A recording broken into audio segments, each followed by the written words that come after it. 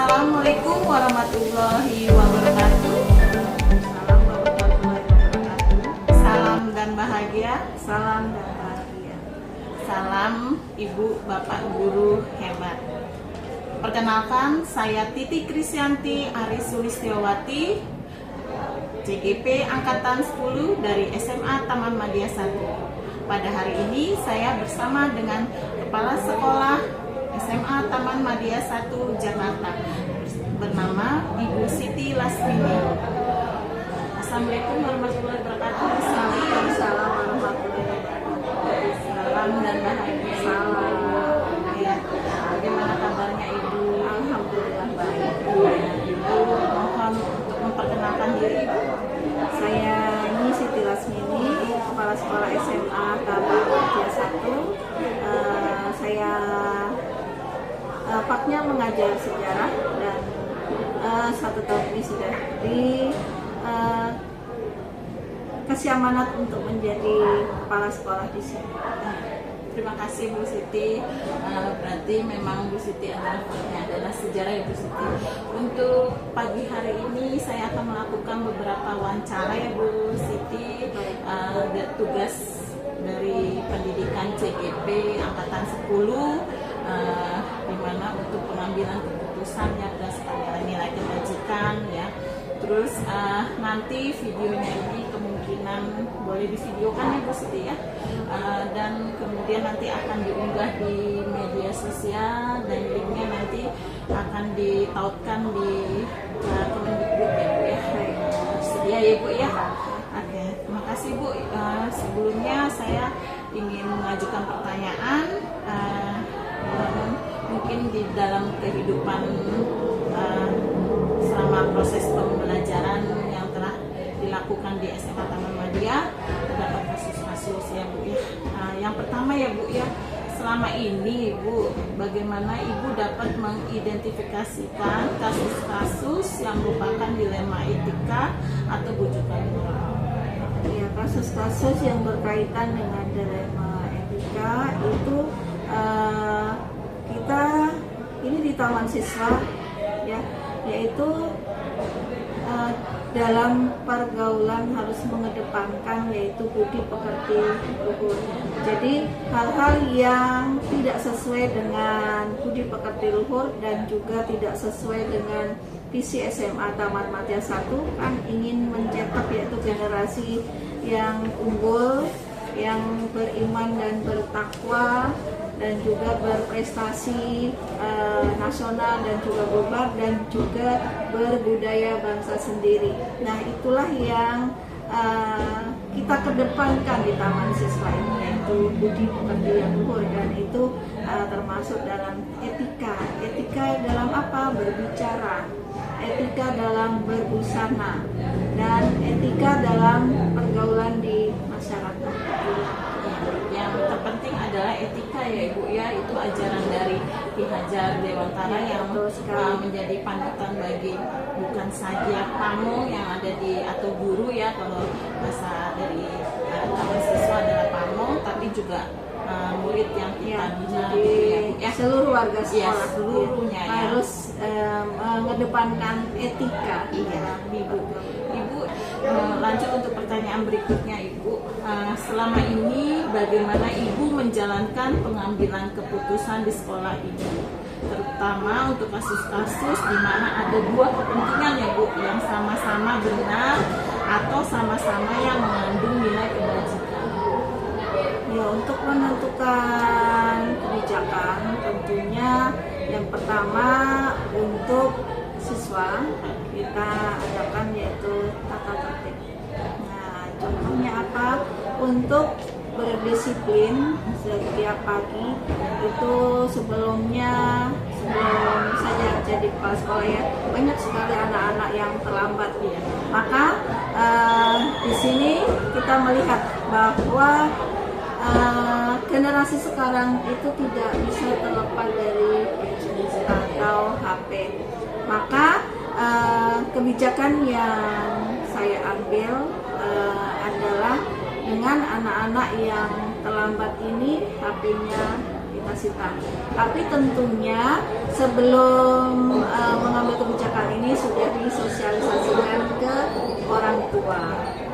Jadi sudah disosialisasikan, ternyata setelah disosialisasikan kita tulis dalam kata gitu. Jadi ada aturan tertulis ya, sehingga kalau ada sesuatu, ada komplain-komplain, kita sudah ada aturan tertulis dan sudah disosialisasikan kepada orang tua, sehingga tidak menimbulkan nanti chaos ya. Nah itu ternyata setelah diberlakukan itu, kedisiplinan anak setiap pagi yang harus masuk sebelum jam 6.30 itu berhasil. Jadi dalam mengambil kebijakan juga kita sesuaikan dengan perkembangan zaman. Itu berarti contoh mengenai kedisiplinannya Ibu ya yang telah Ibu lakukan.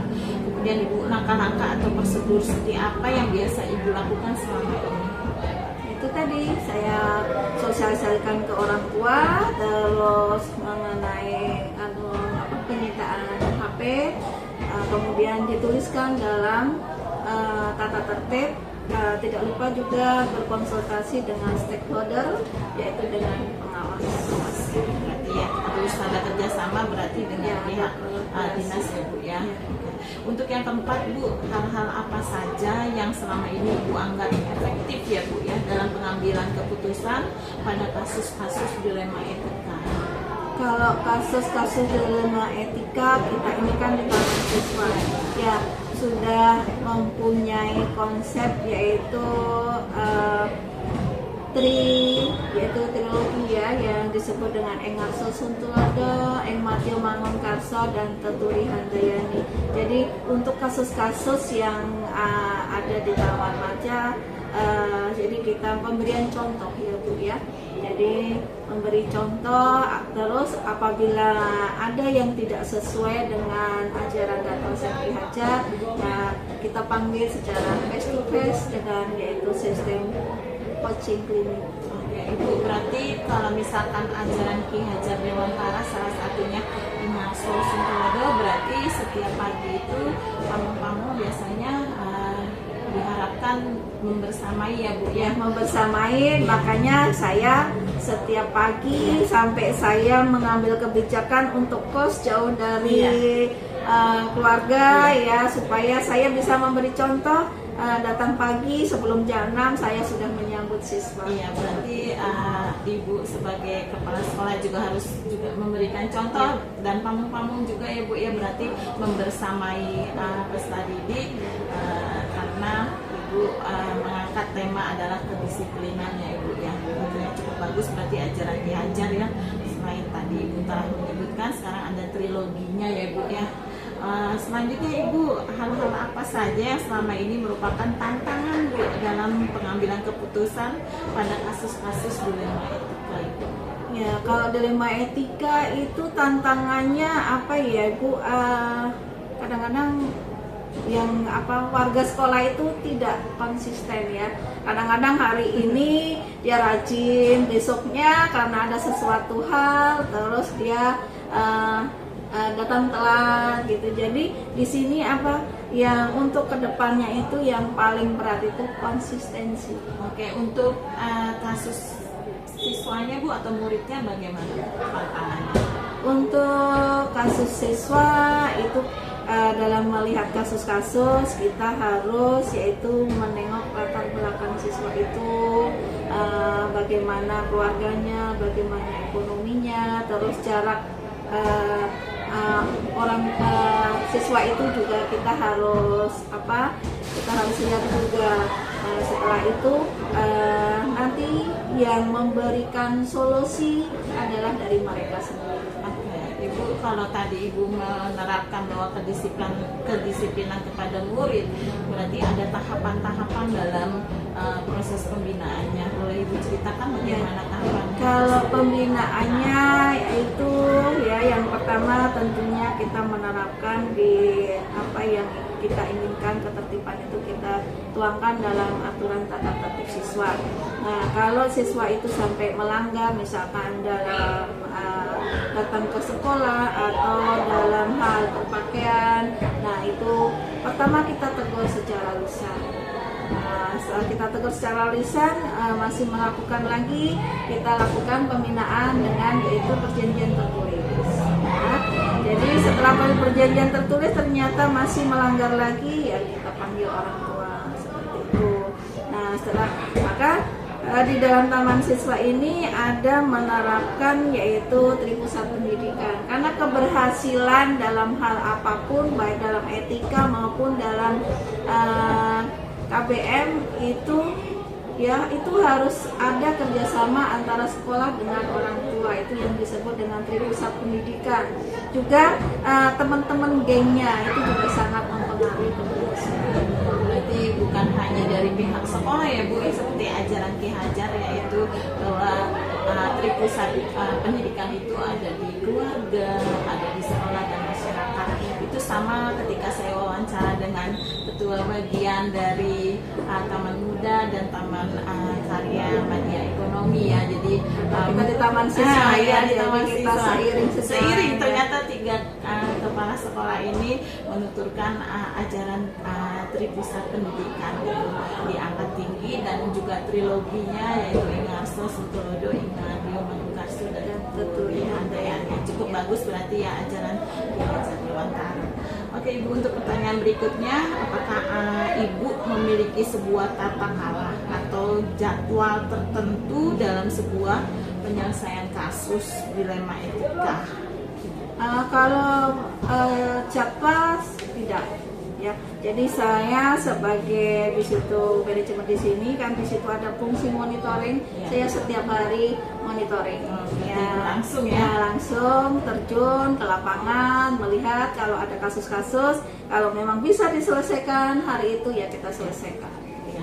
Itu yang berarti kalau bisa tidak ditunda lagi ya Bu, Tidak ya, kalau misalkan ditunda-tunda ada lagi. kasus langsung Langsung diselesaikan hari itu juga ya Bu ya. Bu, apakah Ibu langsung menyelesaikan di tempat? Tadi Ibu udah jawab ya, berarti langsung ya menyelesaikan di tempat ya. ya. Kalau bisa diselesaikan di tempat yang tidak di situ menyakitin orang dan di situ tidak banyak orang yang bersangkutan melakukan kesalahan, saya selesaikan di tempat. Tapi kalau kira-kira itu nanti bisa memalukan beliau atau menyakiti beliau, saya panggil ke ruangan saya. Oke, bagaimana kalau dengan muridnya Ibu? Kalau dengan murid biasanya saya juga langsung negur dengan teguran langsung. Kalau memang itu kasusnya ringan ya, misalkan tidak rapi dalam berpakaian, langsung saya tolong masukkan baju gitu. Tapi kalau kasusnya yang saya temuin kemarin ada di parkiran pulang sekolah ada yang merokok, baru saya kerjasama dengan Walas untuk Walas ya, berarti harus mengetahui ya Bu ya kasus tersebut ya, agar mungkin orang tua nantinya akan dilaporkan ya untuk kasus merokok. Oke Ibu, untuk pertanyaan berikutnya, adakah Bu seseorang atau faktor-faktor apa yang selama ini mempermudah atau membantu Ibu dalam pengambilan keputusan dalam kasus-kasus dilema etika? Yang mempermudah dalam pengambilan kasus ya di sini saya selalu memberikan motivasi bahwa keberhasilan dalam pendidikan itu tidak hanya tanggung jawab kepala sekolah saja, tidak hanya tanggung jawab awakil dan staf saja, tapi merupakan tanggung jawab semua dari warga sekolah. Nah, maka saya selalu memberikan motivasi baik dalam merapat maupun dalam berkomunikasi lagi duduk santai gitu. Nah, kita ajak, ayolah kita sama-sama untuk memelihara sekolah ini. Ya itu ya Bu, berarti ya semuanya ya, semua warga sekolah yang membantu saya. Ibu, dari semua hal yang telah Ibu sampaikan ini ya Bu ya, pembelajaran apa yang dapat Ibu petik dari pengalaman Ibu mengambil keputusan dilema etika Ibu? Pembelajaran sangat banyak sekali ya Bu ya, sehingga saya bertambah wawasan dalam menyelesaikan setiap kasus-kasus itu tanpa menyakitin orang lain. Itu ya paling saya pegang ya, yang paling penting. Jadi di dalam berorganisasi, di dalam lembaga ini kalau bisa kita harus saling bekerja sama, saling mendukung satu sama lain ya. Itu jadi jangan sampai ada saling menyakiti. Kalau memang ada kasus-kasus, ayo kita bicarakan bersama dengan musyawarah. Bagaimana dengan berpihaknya kepada murid, Ibu? Kalau berpihak kepada murid, ya di sini yang menjadi objek kita itu adalah murid. Bagaimanapun juga adalah kita membentuk karakter siswa dengan butuh lulusan yang baik tentunya. Maka objeknya kita dalam membimbing ini adalah untuk siswa. Apapun yang kita kerjakan adalah untuk siswa, seperti yang tertera di azas Taman Siswa azas ke-7, bahwa di situ kita itu mengabdi kepada sang anak ya. Kenapa kita harus mengabdi kepada sang anak? Karena anak-anak yang kita didik ini akan menjadi generasi penerus bangsa. Ya, berarti sama dengan kepala sekolah yang kemarin saya wawancara juga, semuanya tetap berpusat kepada sang anak yang dengan sistem Ki Hajar Dewantara adalah sistem AMONG ya, Ibu Siti. Ibu Siti, saya rasa sudah cukup untuk pertanyaan wawancara untuk pengambilan keputusan. Terima kasih banyak atas waktu yang telah Ibu Siti sediakan. Sama-sama. Jika saya ada kesalahan dalam bertutur kata, mohon dimaafkan Ibu. Terima kasih banyak ilmu yang telah Ibu tularkan ke saya ya dalam pengambilan keputusan ya Ibu. Terima kasih banyak. Assalamualaikum warahmatullahi wabarakatuh, Ibu. Waalaikumsalam warahmatullahi wabarakatuh. Saya kalau dalam penyampaian juga kurang pas, saya juga mohon maaf karena saya manusia dosa, kurang dosa. Salam Ibu. Salam. Demikian wawancara dengan Ketua Bagian atau Kepala Sekolah SMA Taman Madya 1, Ibu Siti Lasmini. Terima kasih. Wassalamualaikum warahmatullahi wabarakatuh. Waalaikumsalam warahmatullahi wabarakatuh. Salam dan bahagia. Assalamualaikum warahmatullahi wabarakatuh. Salam dan bahagia. Salam Ibu dan Bapak Guru hebat. Perkenalkan, saya Titi Krisyanti Ari Sulistiawati dari CGP Angkatan 10 dari SMA Taman Madya 1 Jakarta.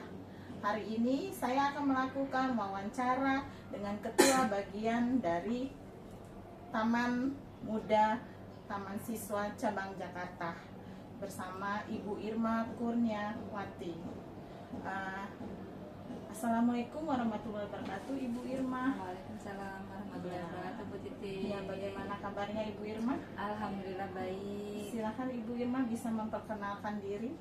Ya. Salam Bapak Ibu, perkenalkan nama saya Irma Kurniawati. Kebetulan saya di sini sebagai Ketua Bagian atau Kepala Sekolah dari SD Taman Siswa atau Taman Muda. Ya. Terima kasih Ibu Irma. Ibu, di hari ini saya akan bertanya ya tentang keadaan Taman Muda ya, Taman Siswa. Ada beberapa pertanyaan dan divideokan. Ibu tidak berkeberatan tidak? Ya. Terima kasih. Selama ini Ibu Irma, bagaimana Ibu dapat mengidentifikasi kasus-kasus yang merupakan dilema etika atau bujukan moral? Boleh Ibu berikan contohnya juga. Dilema etika atau bujukan moral ya. Sebenarnya kalau di tingkat SD, tingkat dasar itu masalah itu hampir setiap hari ada. Ada saja pasti yang kita selesaikan Ya. gitu ya. Karena memang masih tingkat SD, kebetulan juga banyak anak-anak yang sosialisasinya kurang. Ketika tinggal di Jakarta, tinggalnya di lingkungan yang misalnya ada yang di apartemen gitu, Ya. anaknya memang jarang bermain. Jadi ketika ketemu sama temennya pasti sering senggolan. Jadi ada rasa gimana gitu, akhirnya jadi masalah. Itu contohnya ya. Cuman untuk kalau contoh yang mungkin bisa saya sampaikan di sini, yang kemarin pernah terjadi di tahun ajaran kemarin. Jadi ada salah satu anak yang ada di kelas 5, sudah mau naik ke kelas 6. Selama di kelas 5 ini untuk kehadirannya memang kurang.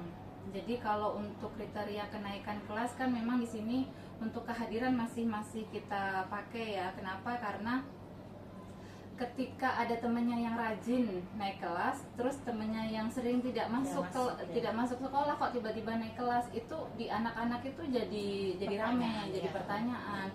Kok temanku yang sering nggak masuk kelas bisa naik kelas gitu kan? Itu jadi dilema di kita sebagai pamong, sebagai guru ya di sekolahan itu. Dengan berbagai upaya, waktu itu ada anak yang presentasi kehadiran batas minimalnya adalah 80%, sedangkan pada saat itu ada satu anak yang presensi kehadirannya itu tidak mencapai 60% atau 70% lah gitu. Jadi masih jauh di bawah 80 gitu. Pada saat itu kami sudah coba memanggil orang tua dengan surat, tapi ternyata tidak direspon. Ngobrol dengan anaknya di sekolah pun misalnya ditanya kenapa tidak masuk sekolah, tidur di rumah gitu. Apakah tidak dibangunkan sama mamahnya kerja. Sempat juga datang ke rumahnya, ternyata tidak bertemu dengan orang tua karena orang tuanya sedang bekerja. Tapi pada saat itu sempat sekali lah ketemu di sekolahan itu karena urgensi ngurus KJP. Jadi karena mau ada perpanjangan KJP, mau nggak mau orang tua datang. Nah pada saat itu di sekolah kita sampaikan kenapa bisa seperti ini gitu kan, kenapa bisa absensinya sangat kurang. Kemudian orang tuanya sendiri menyampaikan nggak bisa, memang sudah tidak bisa kalau untuk ngontrol si anak ini langsung nggak bisa karena harus bekerja. Terus kan kita tanya kenapa juga kalau misalnya anaknya nggak masuk, tidak memberikan kabar gitu kan. HP-nya katanya rusak, yang pakai kakaknya. Jadi memang agak riweh di situ. Kita mencoba memberikan pengertian, sebentar lagi sudah mau kenaikan kelas, tolong kehadirannya diperhatikan gitu ya. Iya, bilangnya iya, tapi ternyata besoknya masih begitu lagi. Nah, pada saat pleno kenaikan kelas itu di kami, di guru-guru memang menjadi bimbang akhirnya. Di satu sisi kalau ngikutin aturan ya memang pasti sudah nggak naik kelas itu. Karena di kehadirannya kurang, otomatis nilai-nilai pun banyak yang kurang. Tapi di sisi lain kita punya rasa kemanusiaan yang kasihan juga anaknya ketika harus pagi, ibaratnya anak kecil kelas 5 itu kan masih kecil ya, bukan anak SMP atau SMA, harus ngurus diri sendiri, kemudian orang tuanya sibuk bekerja, di situ jadi sedih juga gitu. Jadi ada rasa empati dari kita lah sebagai pamong gitu, dengan segala pertimbangannya akhirnya kemarin dinaikkan, tapi dengan syarat bahwa si anak ini memang harus ada surat pernyataan nanti akan memperbaiki kehadiran. Dan alhamdulillah sih ini di kelas 6 baru berjalan sebulan lebih dikit ya sebulanan lah, itu sudah mulai ada perbaikan ya Bu ya. Jadi masih ada sehari 2 hari nggak masuk, tapi bukan yang langsung banyak gitu, nggak kayak waktu kelas 5 kemarin gitu. Berarti sekarang dia ada di kelas 6 kelas ya? 6 ya. Ibu boleh bertanya lagi, selama ini bagaimana Ibu menjalankan pengambilan keputusan di sekolah Ibu, terutama untuk kasus-kasus di mana ada 2 kepentingan Ibu yang sama-sama benar atau sama-sama mengandung nilai kebajikan? Boleh pakai contoh yang tadi atau? Boleh pakai contoh yang tadi boleh. Sebenarnya kalau ngikutin aturan kan udah pasti nggak bisa naik kelas karena untuk kehadiran kurang, nilai juga kurang. Tapi kan kita ada rasa empati lah untuk anak ya, betul, nilai kebajikan yang di situ kita tanamkan juga ke anak-anak, supaya anak ini juga punya rasa percaya diri, biar supaya ada semangat lah untuk sekolah itu gitu. Siapa tahu dengan kita naikkan ke kelas 6, insya Allah mudah-mudahan harapannya anak ini menjadi lebih baik lagi dan kedepannya menjadi anak yang sukses. Ya, bagus Ibu ya, berarti ya. Yang ketiga Ibu, langkah-langkah atau prosedur seperti apa yang biasa Ibu lakukan selama ini? Biasanya kalau di sekolah ya ada masalah gitu, pasti kita cek dulu. Ini yang terlibat itu siapa saja sih? yang terlibat siapa saja, kemudian penyebabnya apa, kita telusuri. Misalnya ada anak yang nakal di sekolah atau ada anak yang tidak masuk kelas itu, dan tidak masuk kelasnya sering, pasti kita telusuri kenapa, ada apa, di rumah kondisinya seperti apa, dan itu biasanya memang kondisi rumah itu sangat berpengaruh ke sekolah. Ke sekolah ya, Iya. terutama kepada murid tersebut. Betul, ya. betul. Ibu, yang berikutnya adalah hal-hal apa saja yang selama ini Ibu anggap efektif dalam pengambilan keputusan pada kasus-kasus dilema etika ini? Biasanya ketika ada kasus-kasus pengambilan keputusan yang paling efektif apa ya? Pasti dicari jalan tengahnya sih. Benar. Jalan tengahnya itu memang harus ibaratnya kalau kita saklek hanya sama aturan untuk anak-anak kecil terutama Iya. ya, itu memang tidak bisa. Tidak bisa ya Bu ya. Misalnya gini, terlambat masuk sekolah, kalau anak gede tingkat SMA pintu gerbang ditutup, tapi kalau anak SD kadang-kadang nangis anaknya, Nangis, nggak boleh makanya. masuk kelas, nangis di depan Nangis, pintu, iya. mau nggak mau kita nggak tega, kan Iya, akhirnya benar. ya udah masuk gitu. Iya. Padahal semuanya harusnya nggak boleh seperti itu terus Iya. gitu. Jadi awal-awal kita memberikan pengertian ke orang tua, tapi lama-lama sih paham sih orang tuanya, oh nggak boleh terlambat gitu, karena anak kecil itu kan masih tergantung sama orang tua. Iya benar Ibu. Orang tuanya bangun kesiangan, anaknya ikut.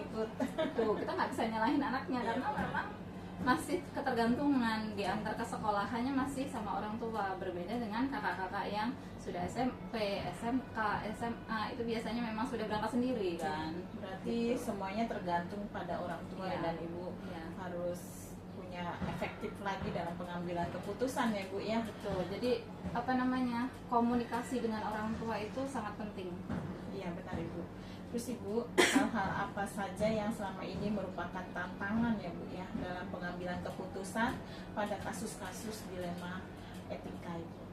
Tantangannya itu kita sesungguhnya sudah mencoba mencari jalan tengah. Misalnya ada anak yang berselisih paham atau gimana gitu, tapi orang tuanya yang kekeh nggak mau tahu, nggak mau tahu, pokoknya maunya anaknya harus benar. Itu yang agak susah kadang-kadang. Jadi ketika ada masalah di sekolah, sesungguhnya kan yang menyelesaikan harusnya adalah kita, pihak sekolah. Ketika sudah diselesaikan, memang orang tua nanti tinggal terima laporan saja, nanti disampaikan seperti ini gitu kan. Tapi kadang-kadang ada beberapa orang tua yang kayaknya masih emosi gitu. Padahal ketika akhirnya kita temukan dengan anaknya sendiri, oh ya sudah Bu, ternyata nggak apa-apa anak-anak gitu. Dilema ya Bu ya. Oke. Karena orang tuanya perannya masih sangat besar. Ya. Ibu, apakah Ibu memiliki sebuah tata krama atau jadwal tertentu dalam sebuah penyelesaian kasus dilema etika? Sebenarnya kalau jadwal tata krama khusus tidak ada ya, tapi memang ketika ada masalah atau kejadian, memang hari itu kalau bisa langsung diselesaikan, langsung kita selesaikan. Kenapa Ibu? Supaya satu, tidak berlarut-larut, kemudian tidak berkepanjangan, kemudian tidak melebar kemana-mana gitu. Jadi memang harus kita selesaikan hari itu juga. Kalau kita perlu memanggil orang tua, ya hari itu juga kita panggil. Misalnya tidak memungkinkan, ya besok kita mediasi gitu. Yang pasti harus segera ya Bu, Ya, karena betul. mengingat anak SD atau yang belum daya pikirnya belum bisa ya nalarnya, Ya. nanti takutnya berubah dalam ucapannya Bu ya, Ya. gitu ya.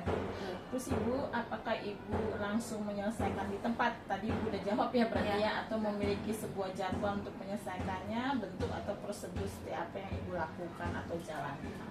Tadi kayaknya Ibu udah sampaikan semua ya Bu ya, berarti harus secepatnya diselesaikan ya Bu ya, gitu ya. Ibu lanjut Bu, adakah seseorang atau faktor-faktor apa yang selama ini mempermudah atau membantu Ibu dalam pengambilan keputusan dalam kasus-kasus dilema etika? Ya, ada yang membantu Ibu atau faktor-faktor apa? Yang biasa membantu untuk di SD Taman Siswa ya, biasanya memang pertama itu peran wali kelas. Ya, sangat Peran wali kelas, kemudian wakil kepala sekolah itu juga sangat membantu. Jadi setiap istirahat kenapa guru SD itu harus nungguin siswanya di kelas. Jadi misalnya ada sesuatu harus tahu kondisinya seperti apa persisnya gitu. Jadi nanti bisa menjelaskan kepada kita, menjelaskan kepada anak-anak, memberikan pengertian, karena kadang-kadang logikanya anak-anak masih berbeda. Ketika anak nendang atau kenapa, ada anak yang berpikiran nendang itu nggak apa-apa gitu, padahal kan sesungguhnya itu tidak boleh, tidak diperkenankan gitu. Tapi kita harus memberikan pengertian dengan bahasa anak supaya lebih mudah dipahami. Jadi wali kelas sih, peran nomor 1 itu wali kelas. Selanjutnya ada lagi Bu yang berperan dalam apa namanya kasus-kasus dilema etika selain wali kelas. Selain wali kelas, sebagai kepala sekolah, orang tua juga punya peran. Oke, wakil ketua bagiannya siapa Ibu?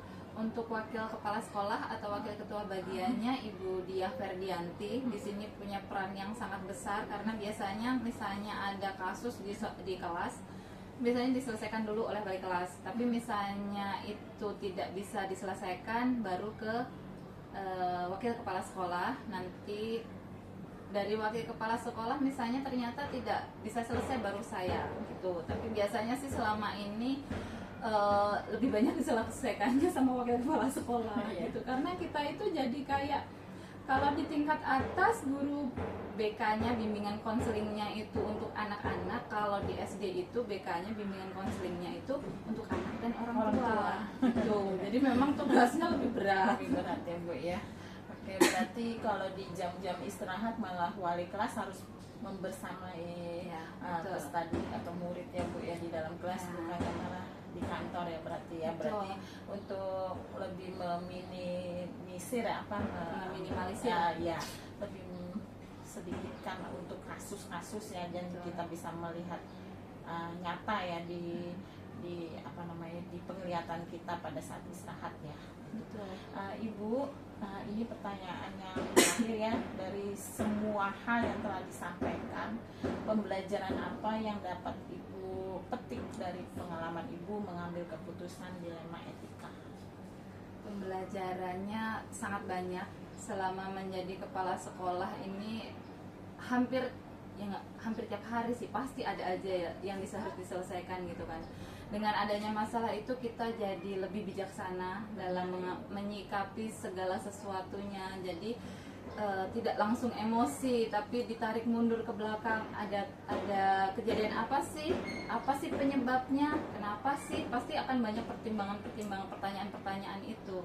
Jadi ketika kita harus menyelesaikan masalah, tidak hanya karena suka sama si ini, tidak suka sama si ini, bukan, tapi lebih untuk kebersamaan.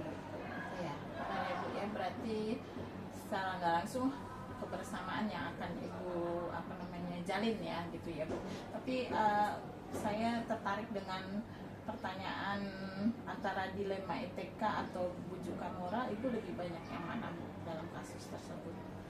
Kayaknya lebih banyak dilema etika ya, karena menyangkut anak-anak SD ya, Bu ya, anak-anak SD yang sesungguhnya belum paham. Nah, ya. Kalau menyakitin teman itu tidak boleh gitu. Kadang-kadang ya cuma digini saja Bu gitu, tapi kan itu sebenarnya bikin temennya sakit gitu. Benar. Untuk anak-anak yang tidak biasa kan ngapain kok begitu mainnya gitu. Masih sering banyak yang seperti itulah hari-hari itu. Ibu Irma, sangat bagus ya jawaban-jawaban Ibu Irma. Jadi saya terinspirasi kalau nanti seandainya saya jadi kepala sekolah. Amin. dengan apa yang Ibu ungkapkan tentang menghadapi atau menyelesaikan kasus-kasus di Taman Muda ya, Taman Siswa Cabang Jakarta ini ya, kedepannya mudah-mudahan Bu Irma juga sukses. Dan terima kasih sudah meluangkan waktu untuk bisa menjawab pertanyaan, dan nantinya akan share ya Bu ya di departemen pendidikan ya Bu ya. Mohon izin ya, nanti videonya akan saya pasang di YouTube ya, dan harus dikaitkan ke departemen pendidikan. Siap ya. Siap. Ibu, terima kasih banyak. Jika saya ada Sama-sama, kesalahan, Ibu. mohon dimaafkan. Sama-sama. Akhir kata saya mengucapkan wassalamualaikum warahmatullahi wabarakatuh. Waalaikumsalam Iya. warahmatullahi wabarakatuh. Semoga Bu Titi sukses ke depannya. Amin. Insya Allah menjadi kepala sekolah yang bijaksana. Iya. Intinya pokoknya kalau kita bekerja sesuai aturan, insya Allah kita akan tenang. Ya, ya. Terima kasih Ibu atas Sama-sama. kata-kata bijak yang terakhir. Akhir kata, salam dan bahagia Ibu. Salam. Iya. Demikian wawancara dengan Ketua Bagian atau Kepala Sekolah Taman Muda Taman Siswa Cabang Jakarta. Dari saya cukup sekian. Terima kasih. Wassalamualaikum warahmatullahi wabarakatuh. Waalaikumsalam. Salam dan bahagia. Salam. Salam Ibu Bapak Guru hebat. Assalamualaikum warahmatullahi wabarakatuh. Waalaikumsalam warahmatullahi wabarakatuh, Ibu. Salam dan bahagia. Salam, Ibu. Salam Ibu Bapak Guru hebat. Perkenalkan, saya Titi Krisyanti Ari Sulistyawati, CGP Angkatan 10 dari SMA Taman Madya 1. Hari ini saya akan mewawancarai Ketua Bagian atau Kepala Sekolah dari Taman Madya Karya Ekonomi bersama Ibu Sri Kusuma. Betul, iya. Assalamualaikum warahmatullahi wabarakatuh, Ibu. Waalaikumsalam, Ibu. Salam dan bahagia Ibu. Salam, Ibu. Bagaimana kabarnya Ibu? Alhamdulillah sehat. Sehat yang penting ya Ibu ya. Betul, yang pokok sehat. Ya. Ibu mohon memperkenalkan diri. Baik. Baik, Bapak Ibu, perkenalkan nama saya Ibu Sri Kusumawati, Kepala Sekolah SMK 1 Taman Siswa Jakarta. Saya bersama Ibu Titik hari ini. Ya, Ibu terima kasih atas perkenalannya. Ibu, pada kesempatan ini saya akan melakukan wawancara dengan beberapa pertanyaannya Ibu. Baik. Dan akan divideokan dan akan diunggah di sebuah media sosial yaitu Waduh. YouTube. Dan akan dikaitkan juga dengan ke Departemen Pendidikan Oh, Ibu gitu. ya. Jadinya Ibu bersedia? Siap, Ibu. Oke, Ibu. Untuk Ibu siap. Terima kasih Ibu. Sama-sama. Ibu, ada beberapa yang saya pelajari dari CGP ya Iya. Bu ya, itu untuk Ibu. Boleh saya mengawali pertanyaan yang pertama Ibu? Boleh? Ya. Oke, untuk yang pertama, selama ini bagaimana Ibu dapat mengidentifikasikan kasus-kasus yang merupakan dilema etika atau rujukan moral?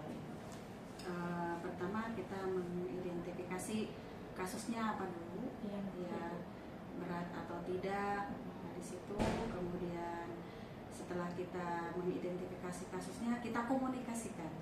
benar Ya. pentingnya Bu ya, Ya, komunikasi penting, sangat penting sekali kita komunikasikan. Nah, seberapa jauh ini kasusnya, Iya, seperti itu, seberapa jauh kasusnya. Kita komunikasikan dengan ada BK-nya, kemudian ada wali kelas.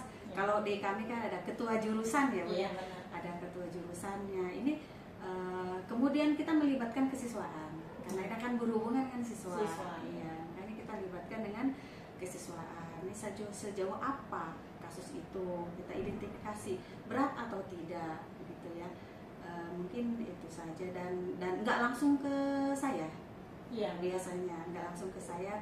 Setelah selesai ada penyelesaian baru oh ya ini kasusnya apakah siswa tersebut harus terpaksa kita keluarkan apakah tidak. Jadi dilihat dari kasusnya itu sendiri sih. Oke Bu, Ya. bisa memberikan contoh, mungkin banyak ya Bu di sini kasus Mm-mm. yang telah Ibu tangani mungkin Mm-mm. atau tidak, tadi Ibu bilang tidak langsung ke saya, tapi Iya. mungkin ada yang langsung ke Ibu. Bisa memberikan contoh di hari ini Bu? Contohnya kalau kami kan SMK kalau Bu Semea ya banyak kan perempuan. Kalau perempuan itu biasanya ke hati ya ada sedikit ini. Yang Nah itu biasanya kan kesenggol dikit marah, lihat-lihatan marah. Nah ini kalau di kasus di kami itu bisa membuli secara pakai media sosial kan sekarang udah banyak ya. Nah seperti itu. Nah dengan akhirnya anak itu kan nggak mau sekolah gitu ya, nggak mau sekolah terus merasa nggak punya teman biasanya. Nah setelah itu kita telusuri melalui wali kelasnya dulu kenapa anak ini nggak mau sekolah. Kemudian setelah itu ada home visit. Kalau kami mewajibkan home visit, pokoknya harus home visit. Kondisi rumahnya bagaimana gitu ya, kondisi keluarganya seperti apa gitu. Nah setelah ditelusuri, ketemulah titik temunya ya. Ternyata memang anak ini senang membuli temannya karena memang kurang perhatian di rumah. Jadi benang merahnya ketemu, kurang perhatian di rumah, yang ibunya sibuk kerja, bapaknya sibuk kerja, dia butuh kasih sayang sebenarnya di situ. Akhirnya dilampiaskanlah di sini, di sekolah seperti itu banyak.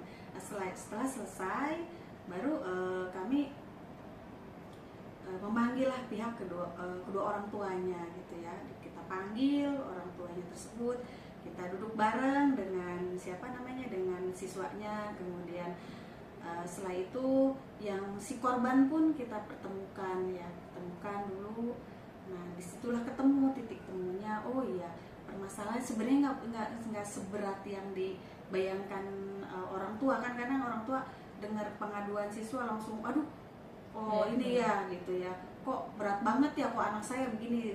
Setelah kita komunikasikan ternyata ini yang terjadi. Kemudian si korban pun kita pertemukan lah di situ, duduk bareng. Nah setelah ketemu titik temunya ya sudah, akhirnya anak tersebut hanya membuat perjanjian dengan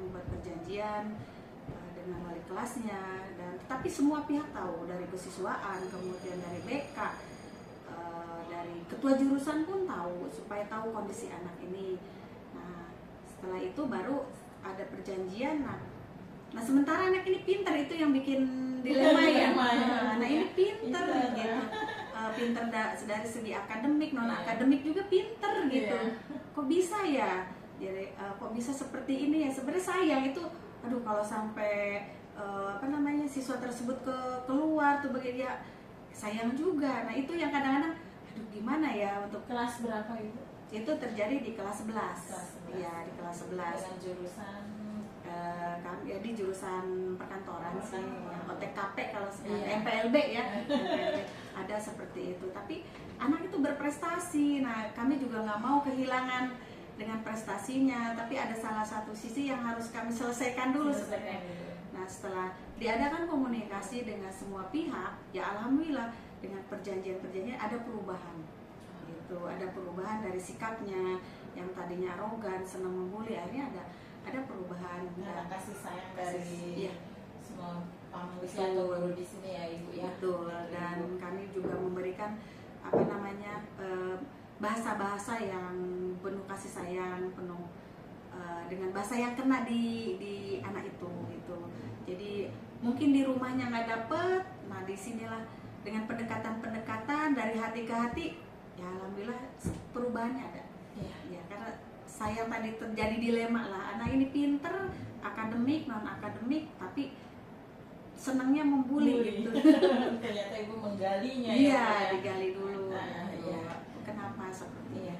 Ibu selama ini bagaimana Ibu menjalankan pengambilan keputusan di sekolah Ibu, terutama untuk kasus-kasus di mana ada dua kepentingan yang sama ya Bu ya, Iya. benar atau sama-sama mengandung nilai kebajikan. Di sini kami ada menjalankan pengambilan keputusan ya. Sebenarnya pengambilan keputusan saya tidak secara spontan. Gitu. Iya. Gimana itu? Tidak secara spontan. Jadi kami saya sendiri ambil data dulu. Iya. Ya, berdasarkan data dulu. Data dari mana baru kita dirangkum, baru kita ambil keputusan. Oh, ini tindakan ini yang harus diambil gitu. Jadi bukan dari hanya mendengar dari omongan-omongan atau dari lisan yang sepintas saya, tidak, tetapi saya berdasarkan data. Data yang tadi ya, semua pihak berarti ya Bu ya, kita cari menggalinya. Ibu langkah-langkah atau prosedur seperti apa yang biasa Ibu lakukan selama ini? Terkait dengan data tadi ya itu kami saya sendiri ya lari ke BK-nya dulu. Nah BK biasanya yang pertama nih, nah BK dulu.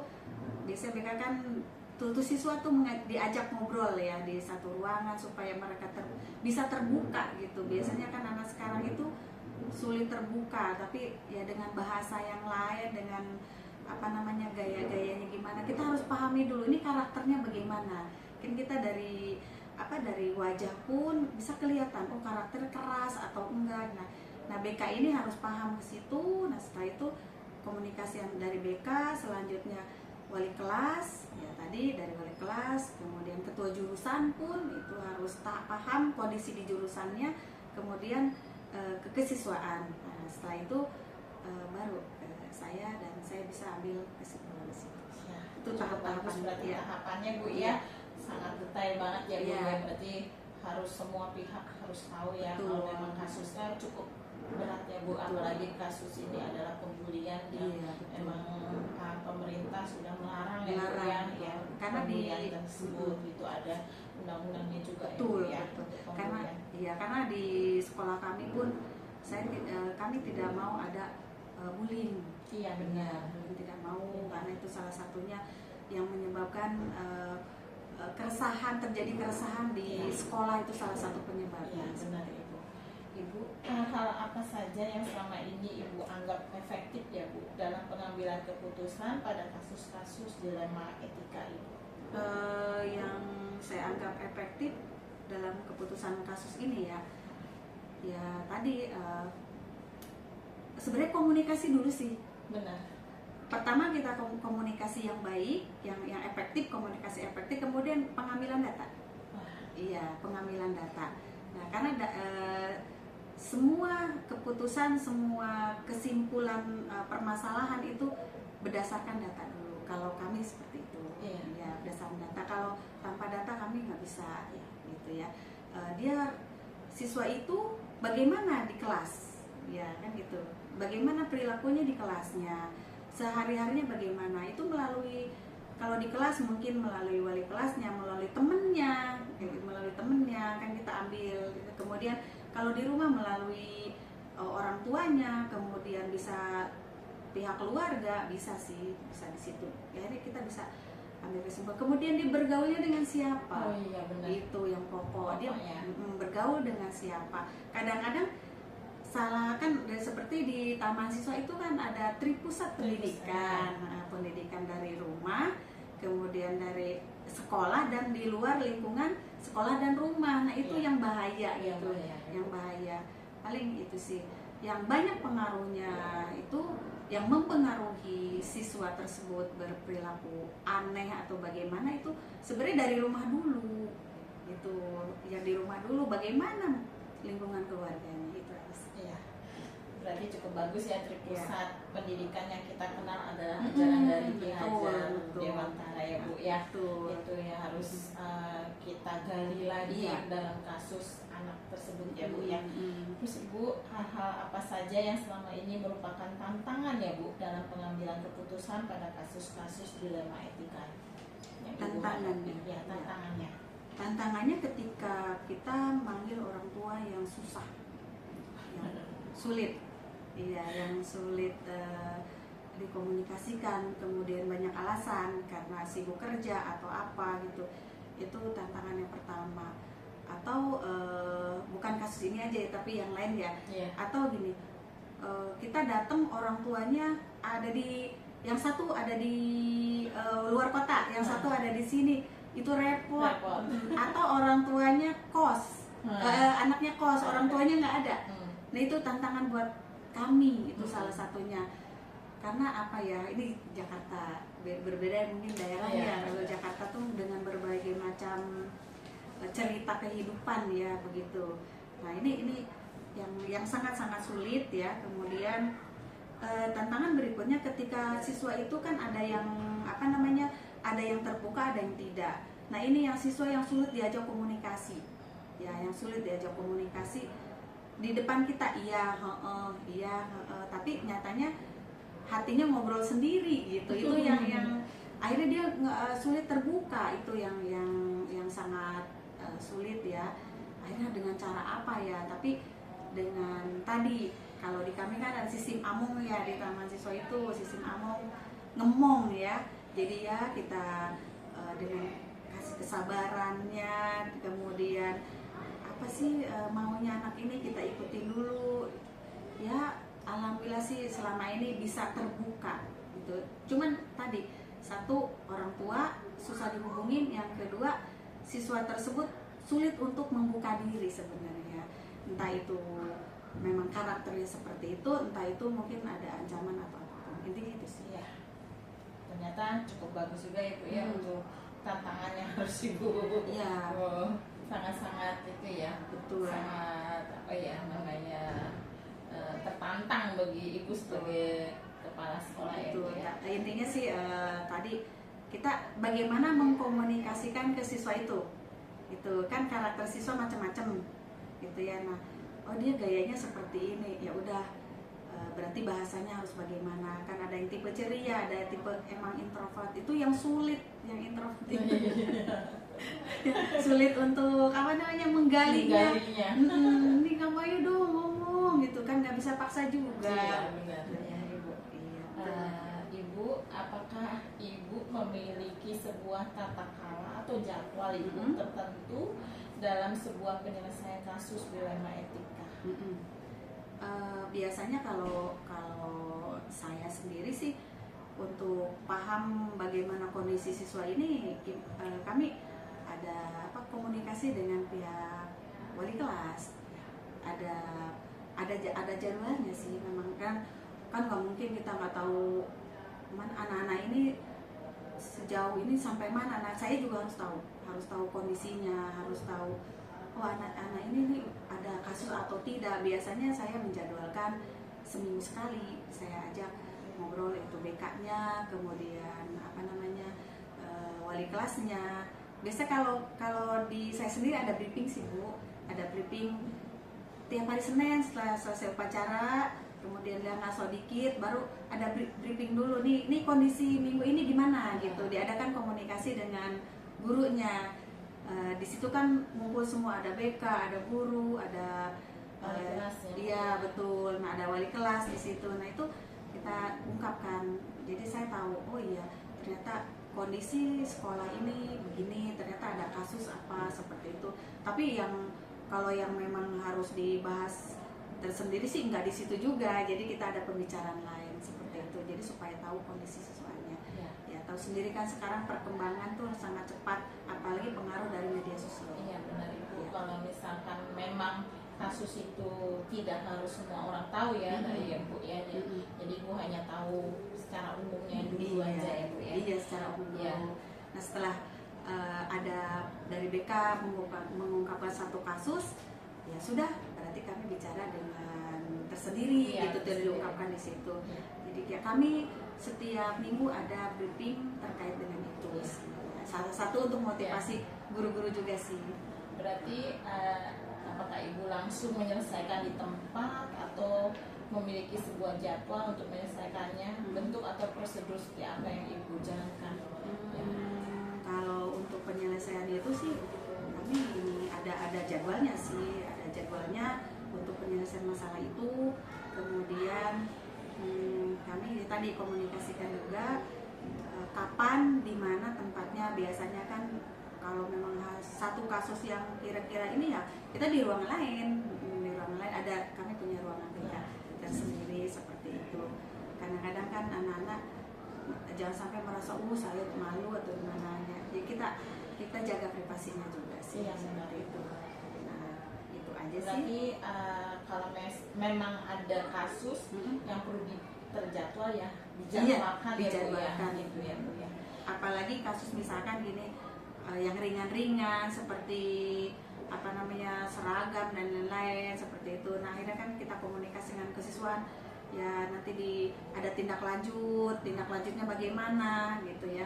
Nah, itu harus ada. Jadi tidak hanya mengangkat satu kasus, tetapi harus ada tindak lanjut dan segera. Jadi jangan ditunda-tunda, karena nanti mungkin ada lagi kasus lain akhirnya numpuk Ya. Jadi kami di sini satu kasus selesaikan dulu, tapi tadi dengan humanis, gitu ya, dengan humanis, jangan sampai yang arogan tuh gimana, enggak sih, supaya sama-sama enak gitu. Pihak sekolah juga enak, siswa yang belajar di sini pun merasa nyaman. Intinya itu sih, karena kan tadi berpusat ke siswa, seperti di slogannya Ki Hajar Dewantara Iya. kan gitu. Keinginan Ki Hajar Dewantara, taman siswa. Jadi tempat untuk siswa, di situ siswa merasa nyaman, merasa aman, betah di sekolah itu. Intinya itu sih. Iya. Ya. Cukup bagus juga ya Iya. ajaran Ki Hajar sampai Sangat-sangat bagus. taman siswa itu Iya. adalah sebuah taman yang Taman. teman bermain Taman ya. bermain. Jadi Filosofinya sekarang bagus. iya, terus, ya, jadinya kita kasus pun harus berpedoman pada ajaran Ki Hajar, yaitu Betul. humanisnya ibu Iya, itu humanis. cukup bagus ya. Iya. Berarti Iya. ibu, adakah seseorang atau faktor-faktor apa yang selama ini mempermudah atau membantu ibu dalam pengambilan keputusan dalam kasus-kasus dilema etika? Maksudnya seseorang, Ada seseorang atau faktor-faktor apa? kalau dari kami sendiri sih tidak ada sih, tidak ada. Ya kami tadi berembuk bareng sih, berembuk bareng, kita selesaikan bareng-bareng tanpa misalnya, aduh ada seseorang nih yang supaya ini kasus ini cepat selesai, terus karena ada seseorang tapi apa namanya penyelesaiannya tuh nggak adil gitu, kami nggak ada. Pokoknya intinya secara adil, tadi humanis, kemudian harus adil, kemudian kita lihat kasusnya, kemudian berdasarkan data yang ada, kemudian kita adakan komunikasi. Intinya itu sih, hanya dari kasus itu. Jadi nggak usah dengan macam-macam. Ya alhamdulillah sih kami sampai saat ini bisa terselesaikan. Ya walaupun itu tantangannya banyak sekali, Iya. tapi kami berusaha untuk menyelesaikan tantangan itu. Pokoknya dikasih tantangan itu challenge-nya buat kita. Diambil langsung. gitu. Pokoknya harus selesai ya Bu ya, tanpa Iya. harus ditunda gitu Iya, ya. harus Bu, ya. jangan ditunda-tunda. Jangan berlama-lama ya, karena nanti akan ada, ya mudah-mudahan sih nggak ada kasus, Iya. tapi pasti ada kasus lagi Iya, yang lainnya. betul, Gitu. betul, iya. Dari semua hal yang telah Ibu sampaikan, pembelajaran apa yang dapat Ibu petik dari pengalaman Ibu mengambil keputusan dilema etika? Pengalaman yang saya petik ya, pengalaman yang saya petik dalam proses ini, pertama kita harus tadi kembali ke data sih ya, data dulu, kemudian kita kesabarannya juga sih Bu.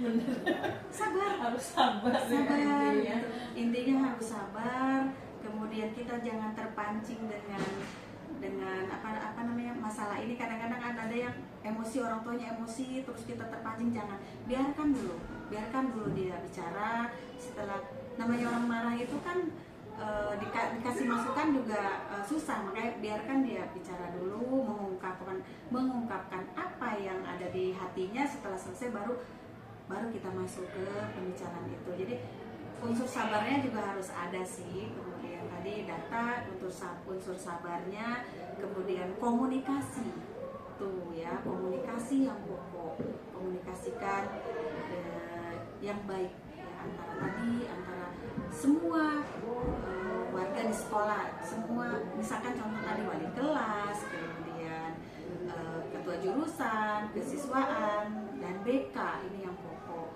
komunikasi yang baik, intinya seperti itu.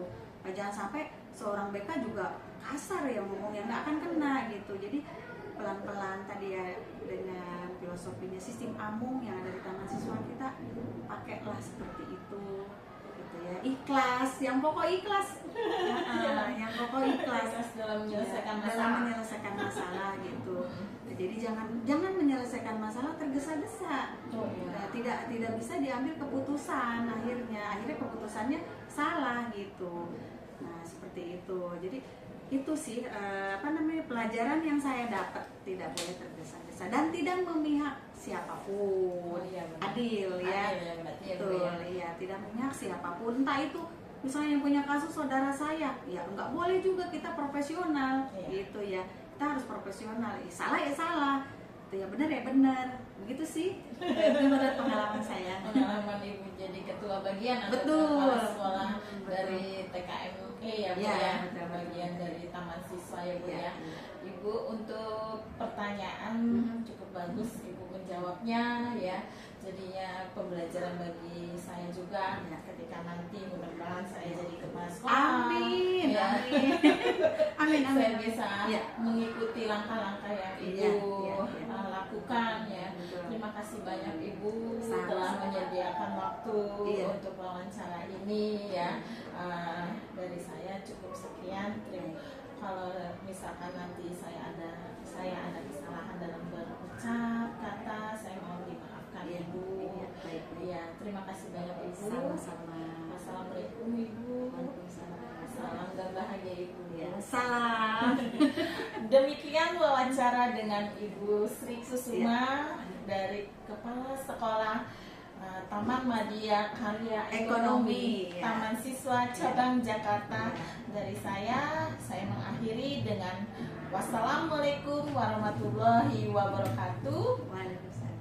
Salam dan bahagia.